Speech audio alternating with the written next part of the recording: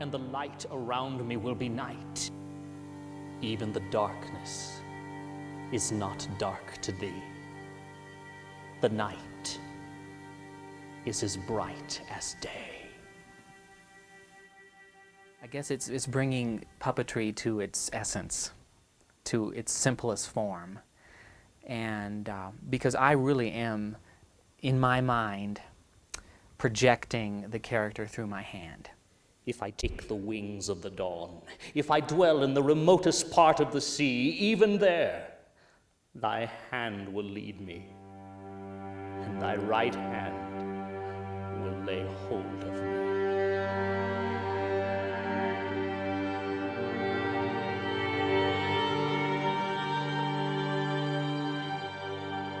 Hello, my name is David Simpich, and welcome to, well, a rather unusual gallery. It's a portrait gallery, but here the artwork is not hung on walls. Rather, it is suspended in space on strings. What's happening now after, 13, I think I've designed 13 different shows through 17 years. It's so much more intimate to me what's happening on stage. You don't know it. You are a very dear friend of mine. You, like the other characters on this gallery tour today, have become an extension of me. One of the characters was the Elephant Man, who lived in the 1800s in England. As I came out on the stage with the puppets, I realized in my script writing there was a lot more opportunity than I had ever realized to give the puppet a chance to really act. I've heard that you read the Psalms quite often. Yes, I do. I've committed many of them to memory. They're the most beautiful words in the world to me. I feel very, very separate from what's happening down there with that guy, or, with the character that's performing. I don't feel like I'm up here doing the voice and he's down there acting it. It really seems like he's doing the voice. Symbol of control and manipulation is so upsetting to you. Well, let me tell you, and I always tell the truth, what with my embarrassing nose problem and all. If I thought that being a puppet was a terrible thing, then I might agree with all the negative images and comments that circulate through our society about strings. I like the word connection, being connected, which is always what I've thought puppetry was about. David?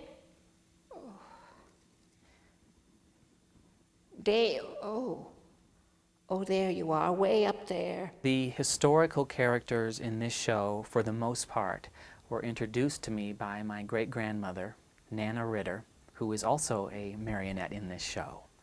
And I find that the characters I met, in the pages of a book when I was very young. When I was a little boy, my best friend lived just next door.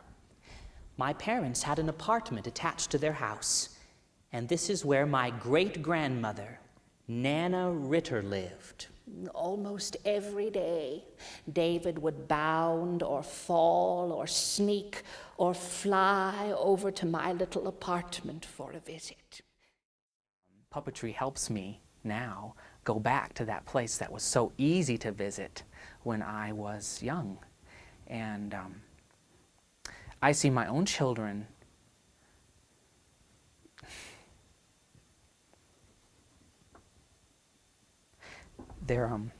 they are in that garden, and it's a wonderful thing to see. I learned how children to believe, to really believe in things I couldn't actually see or hear.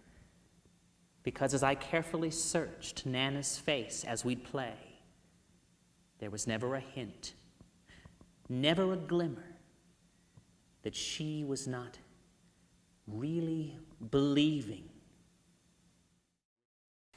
Howdy, folks. Name's Jim White, and I'm standing here today at the entrance to my cave, Call it my cave, even My though interest it in now Carlsbad Caverns had always centered around this wonderful cowboy named Jim White and his heroic efforts through the years. I was the original modern explorer of it, impressed down deeper into it than even the Indians had ever gone. Oh, ain't bragging, though, just grateful for the opportunity.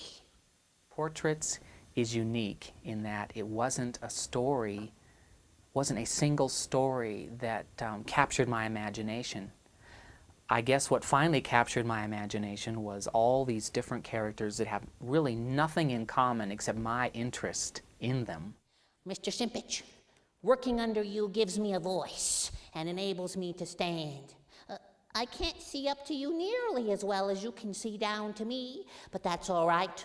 I'll take my cues as you give them. It's a wonderful experience to filter my thoughts down through the strings to the puppet and then see the puppet bringing those words to life much better than I could in a simple way. O Lord, thou hast searched me and known me. Thou dost know when I sit down and when I rise up. Well, I knew that this man was an extension of me, and his poetry in the Psalms are such a part of my life. There was really no way to do this particular show and not have Psalm 139 included. If I take the wings of the dawn, if I dwell in the remotest part of the sea, even there, thy hand will lead me.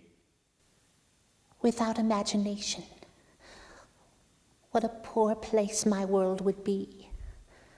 Connection between Helen Keller and myself, if they don't identify exactly with her life and what happened to her, perhaps they will identify with the whole idea of learning to see without your eyes and being able to hear without your ears. Bursts into leaf, the silence and darkness.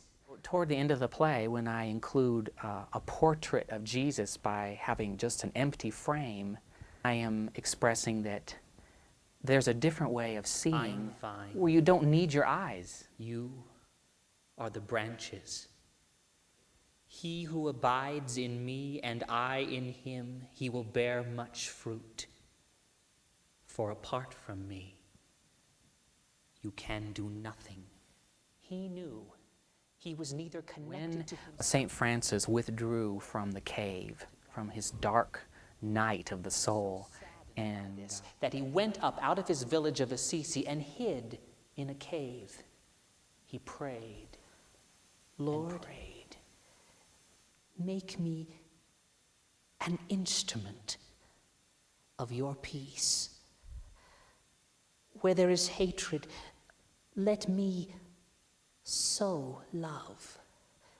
Where there is injury, pardon.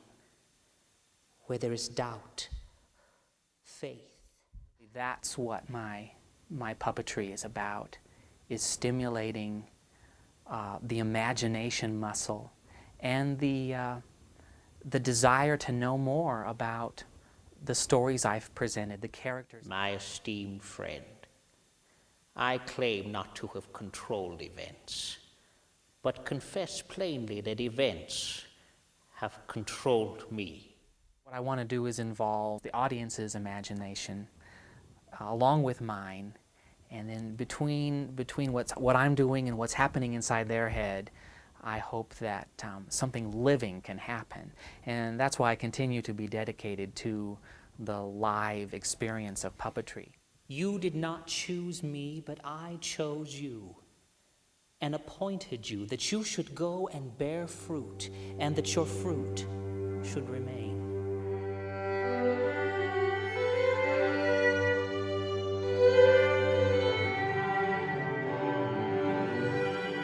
And I keep noticing that the whole time that I'm telling you about these things, I'm checking Pinocchio.